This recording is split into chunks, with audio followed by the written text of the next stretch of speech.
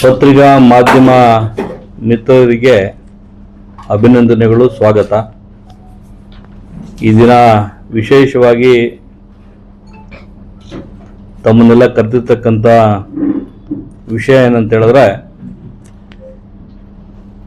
ಇದೇ ತಿಂಗಳು 15ನೇ ತಾರೀಕು ಮಹಾಕ್ಷೇತ್ರ ಶ್ರೀ ಆದಿಚುಂಚನಗಿರಿ ಮಹಾಸಂಸ್ಥಾನದ ಏನು ನಮ್ಮ ಶ್ರೀ ಶ್ರೀ ಶ್ರೀ ಬಾಲಗಂಗಾಧರನಾಥ ಸ್ವಾಮೀಜಿಯವರ ಶ್ರೀ ಗುರು ಭೈರವಾಕ್ಯ ಮಂದಿರ ಲೋಕಾರ್ಪಣೆ ಕಾರ್ಯಕ್ರಮ ಏನು ಹಮ್ಮಿಕೊಳ್ಳಲಾಗಿದೆ, ಆ ಒಂದು ಕಾರ್ಯಕ್ರಮದಲ್ಲಿ ಇಡೀ ದೇಶದಿಂದ ಪ್ರಪಂಚದ ಉದ್ದದ ಅಗಲಕ್ಕೂ ಪ್ರಸಿದ್ಧಿಯಾಗಿರ್ತಕ್ಕಂಥ ಸ್ವಾಮಿಗಳ ಏನು ಈ ಒಂದು ಕಾರ್ಯಕ್ರಮ ಇದೆ, ಈ ಕಾರ್ಯಕ್ರಮಕ್ಕೆ ಇಡೀ ನಮ್ಮ ಚಿಕ್ಕಬಳ್ಳಾಪುರ ಜಿಲ್ಲೆ ಹಾಗೂ ವಿಶೇಷವಾಗಿ ನಮ್ಮ ಶಿಡ್ಲಘಟ್ಟ ವಿಧಾನಸಭಾ ಕ್ಷೇತ್ರದಿಂದ ಸಾಕಷ್ಟು ಭಕ್ತರು ಬರ್ತಕ್ಕಂಥ ಕಾರ್ಯಕ್ರಮ ಇದೆ. ಈ ಒಂದು ವಿಶೇಷ ಕಾರ್ಯಕ್ರಮಕ್ಕೆ ನಮ್ಮೆಲ್ಲರ ನೆಚ್ಚಿನ ದೇಶ ಪ್ರಪಂಚ ನೆಚ್ಚಿನ ನಾಯಕರಾಗಿರ್ತಕ್ಕಂಥ ಮೋದಿಜಿಯವರು ಕೂಡ ಬರ್ತಾ ಇದ್ದಾರೆ. 15ನೇ ತಾರೀಕು 11:30 ಗಂಟೆಗೆ ಏನು ಇವತ್ತು ಇದು ಲೋಕಾರ್ಪಣೆ ಕಾರ್ಯಕ್ರಮದಲ್ಲಿ ಮೋದಿಜಿಯವರು ಕೂಡ ಭಾಗವಹಿಸ್ತಾ ಇದ್ದಾರೆ. ಅದರಿಂದ ವಿಧಾನಸಭಾ ಕ್ಷೇತ್ರ ಶಿಡ್ಲಘಟ್ಟದಲ್ಲಿ ಆ ಒಂದು ಕಾರ್ಯಕ್ರಮಕ್ಕೆ ಬರ್ತಕ್ಕಂಥ ಎಲ್ಲ ಭಕ್ತಾದಿಗಳಿಗೆ ವಿಶೇಷವಾಗಿ ನಾವೆಲ್ಲ ನಮ್ಮ ಮುಖಂಡರು ಎಲ್ಲ ಚರ್ಚೆ ಮಾಡಿ, ಇವತ್ತು ನಮ್ಮ ಮುಖಂಡರು ಕೂಡ ನಮ್ಮ ಜೊತೆ ಇದ್ದಾರೆ, ಎಲ್ಲರೂ ಚರ್ಚೆ ಮಾಡಿ ಹೆಂಗೋ ಹೋಗ್ತಾ ಇರ್ತಕ್ಕಂಥ ದಾರಿಯಲ್ಲಿ ಒಂದು ತೀರ್ಥಯಾತ್ರೆ ಕಾರ್ಯಕ್ರಮ ಕೂಡ ಮಾಡೋಣ ಅಂತ ಹಮ್ಮಿಕೊಂಡಿದ್ದೀವಿ. ಯಾಕಂತ ಹೇಳಿದ್ರೆ ಅಷ್ಟೊಂದು ದೂರ ಹೋಗ್ತಾ ಇರೋದ್ರಿಂದ ಒಂದು ದಿವಸ 14ನೇ ತಾರೀಕೇನೆ ಮಧ್ಯಾಹ್ನ ಎಲ್ಲರೂ ಕೂಡ ಇಡೀ ವಿಧಾನಸಭಾ ಕ್ಷೇತ್ರದಲ್ಲಿ ಪಂಚಾಯಿತಿ ವಾರು ನಮ್ಮ ಮುಖಂಡರು ಎಲ್ಲರ ಹತ್ರ ಮಾತಾಡಿದ್ದಾರೆ. ಭಕ್ತಾದಿಗಳು ಎಲ್ಲರೂ ಕೂಡ ವಿನಂತಿ ಮಾಡಿಕೊಂಡು ನಮಗೆ ಹೋಗ್ತಾ ದಾರಿಯಲ್ಲಿ 14ನೇ ತಾರೀಕು ಮಧ್ಯಾಹ್ನ 2 ಗಂಟೆಗೆ ಎಲ್ಲರೂ ಒಟ್ಟಾರೆ ಎಲ್ಲ ಪಂಚಾಯಿತಿಗಳಿಂದ ಹೊರಟು ವಿಶೇಷವಾಗಿ ಬಸ್ಸುಗಳ ವ್ಯವಸ್ಥೆಯನ್ನು ಮಾಡಿದ್ದೀವಿ. ಸುಮಾರು ಈಗಾಗಲೇ ಒಂದು 50 ಬಸ್ನ ವ್ಯವಸ್ಥೆ ಆಗಿದೆ. ಅಷ್ಟೊಂದು ಭಕ್ತಾದಿಗಳು ರೆಡಿಯಾಗಿದ್ದಾರೆ.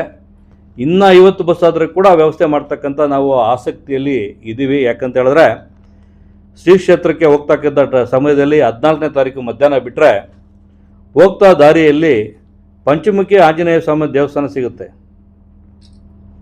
ಬಿದನಗೆರೆಯಲ್ಲೇನು ಪಂಚಮುಖಿ ಆಂಜನೇಯ ಸ್ವಾಮಿ ದೇವಸ್ಥಾನ ಇದೆ. ಹೋಗ್ತಾ ನೇರ ಇಲ್ಲಿಂದ ಹೊರಟು ಅದು ದೇವಸ್ಥಾನಕ್ಕೆ ಮೊದಲನೇ ಪಾಯಿಂಟು. ಎಲ್ಲ ಭಕ್ತರು ಅಲ್ಲಿ ದೇವ್ರನ್ನ ಕೃಪೆಗೆ ಪಾತ್ರರಾಗಿ ಅಲ್ಲಿಂದ ದರ್ಶನ ಮಾಡಿಕೊಂಡು ನೇರ ಶ್ರೀ ಸತ್ಯ ಶನೇಶ್ವರ ದೇವಸ್ಥಾನ ಬಿದನಗೆರೆ, ಆ ದೇವಸ್ಥಾನಕ್ಕೂ ಕೂಡ ಭಕ್ತರು ಹೋಗಿ ಅಲ್ಲಿ ದರ್ಶನ ಮಾಡಿಕೊಂಡು ರಾತ್ರಿಗೆ ಯಡಿಯೂರು ಶ್ರೀ ಸಿದ್ಧಲಿಂಗೇಶ್ವರ ದೇವಸ್ಥಾನ ಏನು ದೇವಸ್ಥಾನದಲ್ಲಿ ಪ್ರಸಿದ್ಧ ದೇವಸ್ಥಾನ ಇರೋದ್ರಿಂದ ರಾತ್ರಿಯಲ್ಲಿ ಎಲ್ಲರೂ ಉಳ್ಕೊಳ್ಳೋಕ್ಕೆ ಊಟದ ವ್ಯವಸ್ಥೆ ಉಳ್ಕೊಳ್ಳೋ ವ್ಯವಸ್ಥೆಯನ್ನು ಮಾಡಿದ್ದೀವಿ.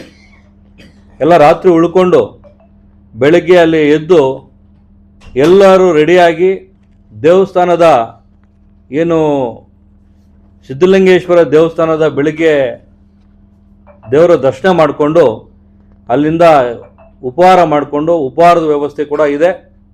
ಅಲ್ಲಿಂದ ನೇರ ಕಾರ್ಯಕ್ರಮ ಇದೆ, ಲೋಕಾರ್ಪಣಾ ಕಾರ್ಯಕ್ರಮ ಏನಿದೆ, ಶ್ರೀ ಗುರು ಭೈರವಾಕ್ಯ ಮಂದಿರ ಲೋಕಾರ್ಪಣೆ ಕಾರ್ಯಕ್ರಮಕ್ಕೆ ದೊಡ್ಡ ಮಟ್ಟಕ್ಕೆ ಭಕ್ತಾದಿಗಳು ಬರ್ತಾ ಇದ್ದಾರೆ.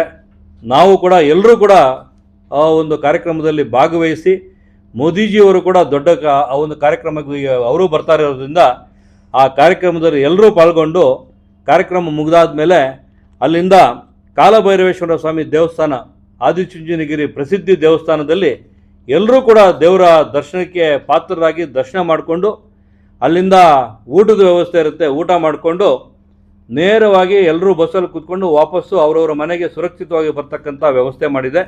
ಹಾಗಾಗಿ ಎಲ್ಲ ಇಡೀ ವಿಧಾನಸಭಾ ಕ್ಷೇತ್ರದ ಎಲ್ಲ ಭಕ್ತಾದಿಗಳು ಕೂಡ ಬರ್ತಕ್ಕಂಥ ಎಲ್ಲ ಪಂಚಾಯಿತಿಯಲ್ಲಿ ನಮ್ಮ ಮುಖಂಡರು ಒಬ್ಬೊಬ್ಬರು ಇನ್ಚಾರ್ಜನ್ನು ಕೊಟ್ಟಿದ್ದೀವಿ.